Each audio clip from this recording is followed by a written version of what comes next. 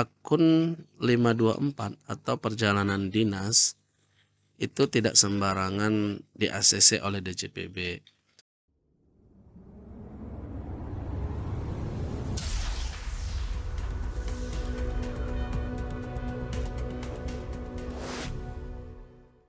Assalamualaikum warahmatullahi wabarakatuh. Halo sahabat semua, kali ini saya akan berbagi tutorial tentang usulan revisi DJPB anti gagal. Ada beberapa hal yang perlu kita lakukan. Urutan yang pertama adalah memilih histori. Dalam memilih histori, ketika akan mengajukan revisi DIPA, ada dua pilihan. Ada revisi Satker dan ada revisi DIPA. Singkatnya, revisi Satker itu digunakan ketika kita akan melakukan revisi yang menjadi kewenangan Satker, tapi secara database belum sinkron ke database-nya DJPB. Dia bermasalah ketika akan dilakukan recon, terjadi miss antara database yang ada di DJPB dengan database yang ada dengan kita. Sedangkan usulan revisi DIPA itu digunakan ketika kita akan mengajukan revisi ke DJPB atau revisi DJA. Langkah selanjutnya adalah melakukan update RUH.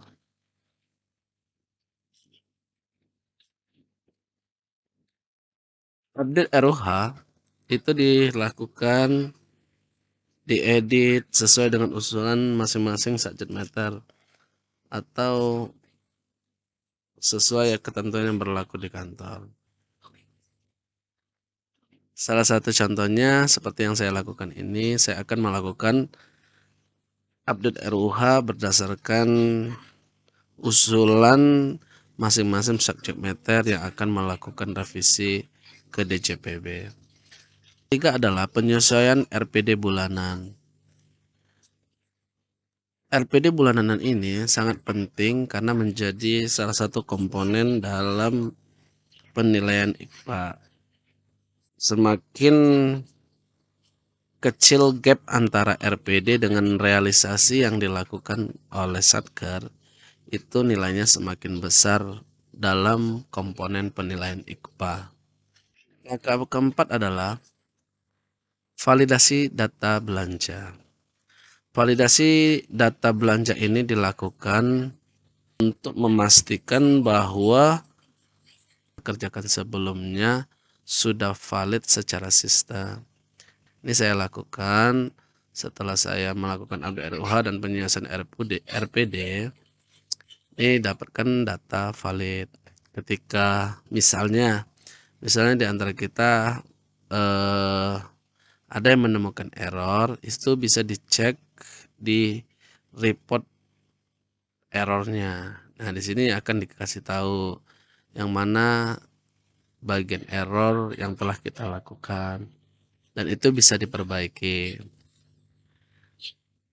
Pada tahap ini, kalau tidak valid proses yang kita lakukan, maka kita tidak akan bisa untuk mengajukan usulan revisi.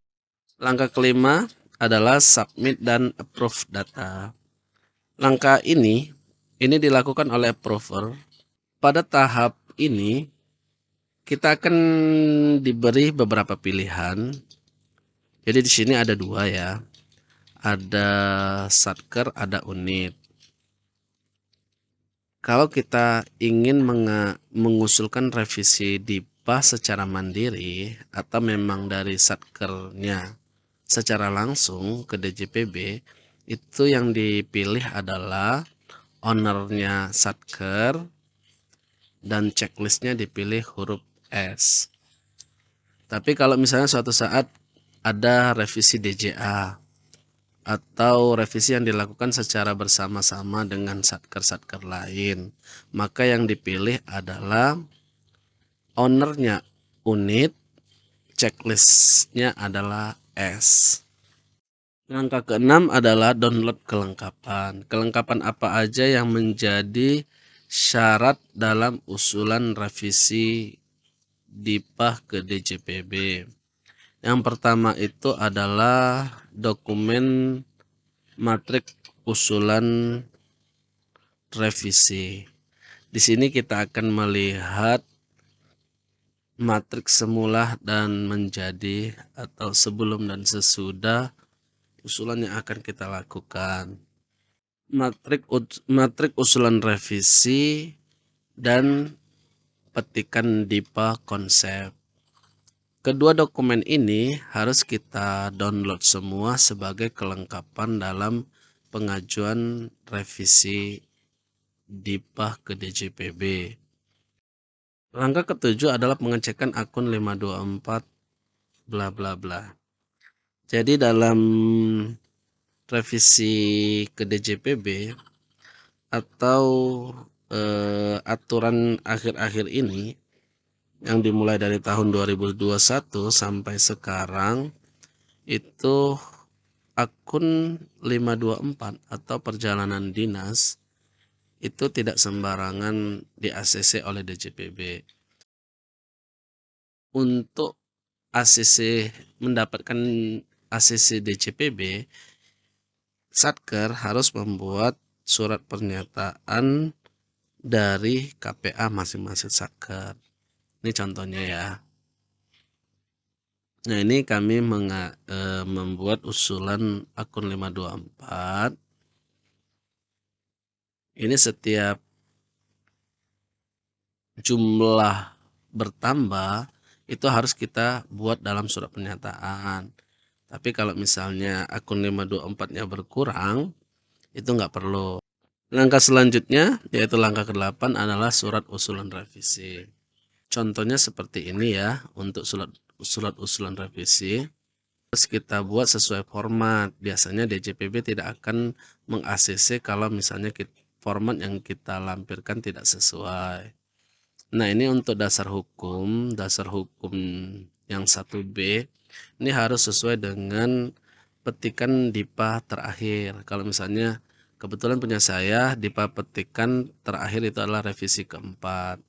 Nah, ini harus sesuai tanggal revisi terakhir keluar dan digital stamp-nya yang terakhir. Untuk poin kedua, tema revisi, karena revisi yang akan saya lakukan ini adalah perubahan halaman 3 DIPA, maka tema revisinya adalah revisi administrasi dan mekanisme revisi adalah perubahan halaman 3 DIPA. Alasannya pemutakhiran halaman 3 DIPA dalam rangka peningkatan kualitas penyerapan anggaran. Poin keempat adalah isi tentang dokumen-dokumen yang akan kita kirimkan pada pengajuan revisi. Nah, khusus untuk poin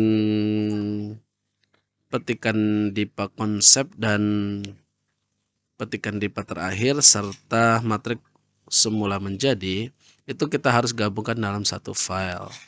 Jadi akan ada 3 file. Yang pertama itu adalah surat usulan revisi, yang kedua adalah petikan DIPA konsep dan kawan-kawan, yang ketiga adalah surat pernyataan penambahan akun Perjadin atau akun 524.